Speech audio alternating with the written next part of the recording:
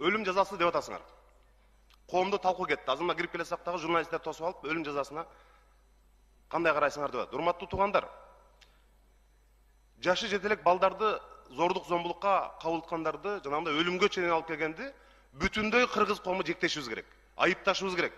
Андай айванчылыкка баргандарды сөзсүз жектешибиз керек. Бирок азыркы сот системасы менен ölüm жазаны киргизгенибиз адилеттүү болобу? Балким ушинтип ура менен ölüm жазасын киргизебиз деп жогорку жетекчиликке ушундай идеяны берип азыр. Мына ошентип ошого барып жүздөгөн бейгүнөө адамдардын таптакыр күнөөсү жок өлүп кетишине себепкер болуп калбайлы? Мына ушундай сот системасы менен биз ошого бара алабызбы, урматтуу депутаттар? Туура, биз жанагындай адам чалыш айвандарды эч качан аябашыбыз керек. Бирок чын эле мына азыркыдай сот системасы менен канчаларда түрмөлөрдө канчалаган адамдар жатат, бейгүнөө.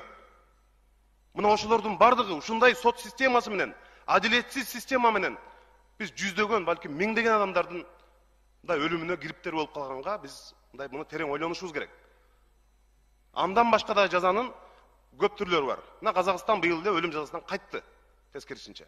Мына ушул жагын дагы ойлойлу. Туура, азыр ölüm жазасын киргизели десек, бизди баары колдойт, эл колдойт.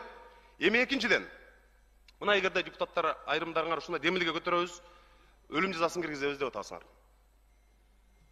Адам укуктарына байланышкан маселелердин бардыгы Конституцияны өзгөртүү аркылуу гана ишке ашат. Биз муну мыйзамдар менен азыр ölüm жазасын киргизе албайбыз. Адам укуктарына байланышкан бардык маселелерди өзгөртүү бул референдум жолу менен, мыйзам менен болбойт. Демек, биз баш мыйзамды өзгөртүүгө референдумга чакырыктар айтылышы